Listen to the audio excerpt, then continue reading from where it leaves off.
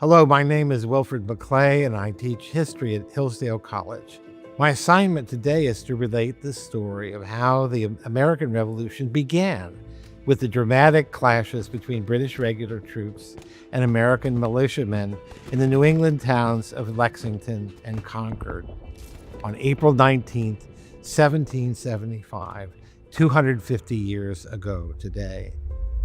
The fuse of war was lit at last when orders from Britain reached the royal governor of Massachusetts, General Thomas Gage, instructing him to move aggressively to stop the growing rebellion. After careful deliberation, Gage decided he would march 700 red-coated British troops to Concord, a town about 20 miles west of Boston, where they would seize a militia supply depot that had been established by the Patriot forces. The fact that such a depot had already been created is an indication of the extent to which the Patriot side of this conflict had organized and was preparing for conflict. They were not an unorganized rabble. Far from it. They knew that Gage was contemplating some sort of move, although they didn't know where or when exactly it would come until the operation was underway. And they knew it was important to wait and make sure that the British fired the first shots so that the Patriots would be able to claim the high moral ground. Samuel Adams put it this way back in March of 1775. Put your enemy in the wrong and keep him so. This is a wise maxim in politics as well as in war, as indeed it was. The success of Gage's operations depended on secrecy, surprise, and sound intelligence. So thus the words of historian David Hackett Fisher. Gage would have to strike at the heart of the rebel movement and cripple it with quick, clean blows, preferably with as little bloodshed as possible. But it didn't quite work out that way.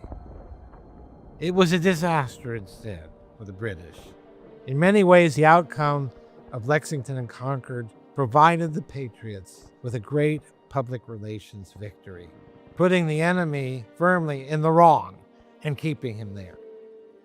Along the road to Concord was the town of Lexington, which was not an objective of Gage's troops. And yet, when the British arrived there at dawn, they encountered a group of 70 or so Minutemen gathered in the mist on the town common. The men were there because they'd been warned by means of the famous midnight ride of Paul Revere, who was one of maybe as many as 60 messengers whom he'd help organize, tasked to inform the scattered militias in the area that the British regulars were coming from Boston, had crossed the Charles River at Cambridge, and were now heading west to Concord. They came to Lexington upon an awkward confrontation. After some taunting shouts and argument coming from both sides, the Patriot militiamen appeared to be beginning to withdraw, and then a shot was fired. No one knows by whom, which led to the British opening fire on the assembled Patriots, killing 8 of them. It was more of a skirmish than a full-throated battle, but blood was shed on both sides and deaths on the Patriot side. News spread quickly throughout the countryside of what was already being called the massacre at Lexington. Then the British went on to Concord, where they encountered half-empty storehouses, as the Patriots' excellent advance intelligence had indicated a move against Concord was coming, and they cleared out most of their arms and armaments and ammunition and burned the rest. The regulars encountered stiff resistance from the gathered militia troops as they poured in from the countryside and fought bravely and shrewdly against the rather mechanical British. The British lost 14 men in a fight at the Concord North Bridge, which the terrified regulars turned tail and ran for their lives, breaking discipline, disobeying their officers, and abandoning the wounded, a disgraceful display. The British began to retreat to Boston and would face deadly fire all along the route.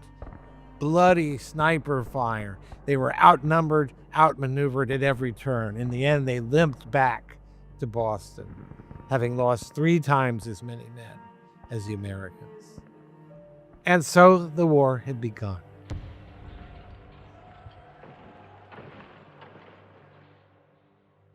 And now a few words about historical memory, because that, after all, is why we're here, to remember and to gain the value of remembering our own past. Why is it so important to do that? Much of what we remember Lexington and Concord for today flows from a single poem written in 1860 by Henry Wadsworth Longfellow. The poem is called Paul Revere's Ride. It used to be memorized by every school-aged child in America. It opens like this. Listen, my children, and you shall hear of the midnight ride of Paul Revere. On the 18th of April in 75, hardly a man is now alive who remembers that famous day and year. It's really such an infectious poem. You catch it has the rhythm it has is a rhythm of drum taps. You know, listen, my children, and you shall hear the midnight ride of Paul Revere. But why did Longfellow address the poem to children? Surely children were not the only audience he had in mind, maybe not even the primary audience he had in mind. No, but he's indicating something.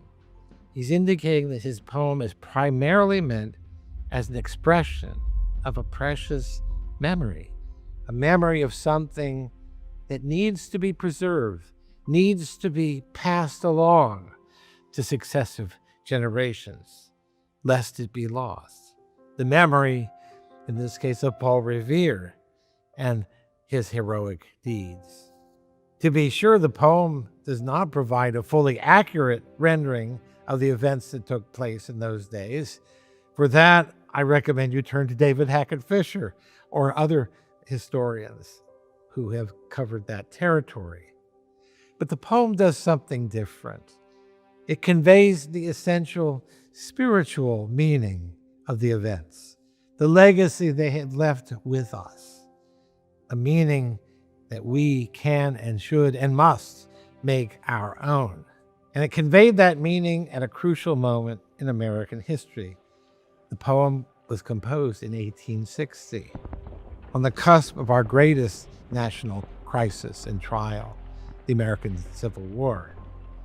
We were being called to look back by Longfellow, just as Abraham Lincoln urged Americans to heed the mystic chords of memory when he's inaugurated as president, and to remember the spirit of '76 and their heroic forebears. So Longfellow reminded them of a hero of Lexington and Concord, on the very moment when the nation was entering the great trial, the great crisis of revolution.